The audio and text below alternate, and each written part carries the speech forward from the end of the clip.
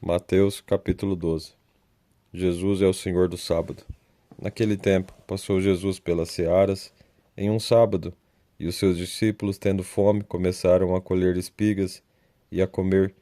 E os fariseus, vendo isto, disseram-lhe: Eis que os teus discípulos fazem o que não é lícito fazer num sábado. Ele, porém, lhes disse: Não tendes lido o que fez Davi quando teve fome, ele e os que com ele estavam, como entrou na casa de Deus e comeu pães da proposição que não lhe era lícito comer, nem aos que com ele estavam, mas só aos sacerdotes? Ou não tendes lido na lei que aos sábados os sacerdotes no templo violam o sábado e ficam sem culpa? Pois eu vos digo que está aqui quem é maior do que o templo. Mas se vós soubesseis o que significa misericórdia quero e não sacrifício, não condenaríeis os inocentes, porque o Filho do Homem até do sábado é o Senhor. A cura do homem que tinha uma mão das mãos mirrada, e partiu dali e chegou à sinagoga deles, e estava ali um homem que tinha uma das mãos mirrada, e eles, para acusarem, o interrogaram, dizendo: É lícito curar aos sábados? E eu lhes disse, e ele lhes disse: Qual dentre vós será o homem que, tendo uma ovelha, se num sábado ela cair numa cova, não lançará a mão dela e a levantará?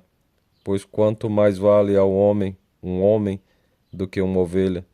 É por consequência lícito fazer o bem nos sábados. Então disse aquele homem: Estende a tua mão. E ele a estendeu, e ficou sã, como a outra. E os fariseus, tendo saído, formaram conselho contra ele, para o matarem. Jesus, sabendo isso, retirou-se dali, e acompanhou uma grande multidão de gente, e ele curou a todos, e recomendava-lhes rigorosamente que não descobrissem, para que se cumprisse o que fora dito pelo profeta Isaías, que diz: Eis aqui o meu servo, que escolhi, o meu amado, em quem a minha alma se compraz. Porei sobre ele o meu espírito, e anunciará aos gentios o juízo.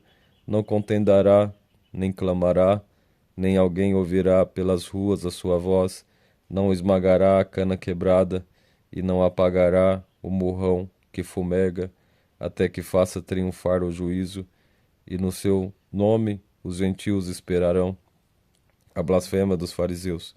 E trouxeram então um endemoniado e cego, e de tal modo o curou, que o cego e o mudo falava e via, e toda a multidão se admirava e dizia: Não é este o filho de Davi?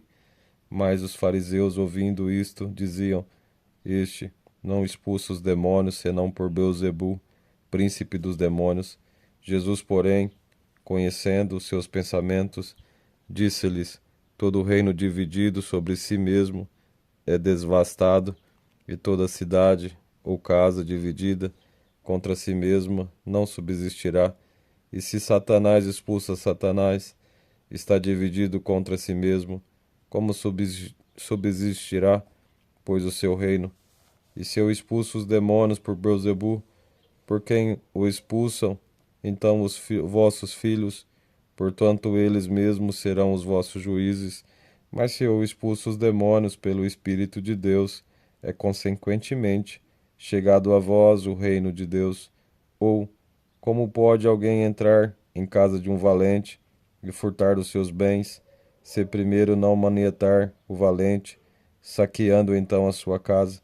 Quem não é comigo é contra mim, e quem comigo não ajunta espalha. Portanto, eu vos digo: todo pecado e blasfêmia se perdoará aos homens, mas a blasfêmia contra o Espírito não será perdoada aos homens. E se qualquer disser alguma palavra contra o Filho do Homem, ser-lhe-á perdoado. Mas se alguém falar contra o Espírito Santo, não lhe será perdoado, nem neste século, nem no futuro. A árvore e os seus frutos. Ou fazei a árvore boa o seu fruto bom, ou fazei a árvore má e o seu fruto mau, porque pelo fruto se conhece a árvore. Raça de víboras, como podeis vós dizer boas coisas sendo maus?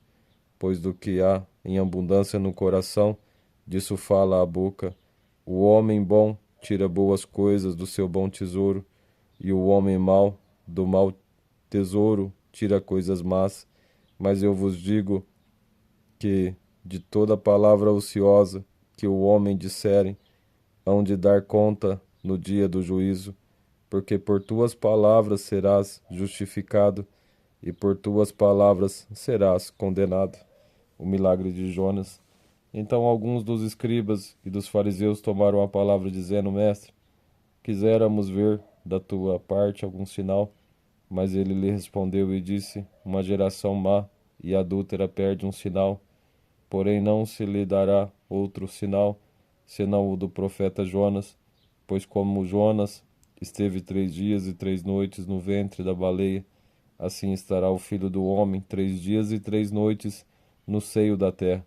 Os ninivitas ressurgirão do juízo com esta geração e a condenarão, porque se arrependeram com a pregação de Jonas. E eis aqui está quem é mais do que Jonas. A rainha do meio-dia levantará no dia do juízo com esta geração e a condenará, porque veio dos confins da terra para ouvir a sabedoria de Salomão. E eis, aqui está quem é mais do que Salomão.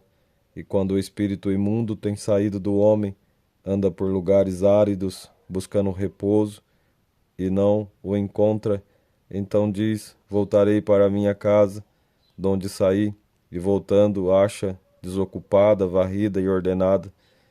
Então vai e leva consigo outros 7 espíritos piores do que ele, e entrando, habitam ali.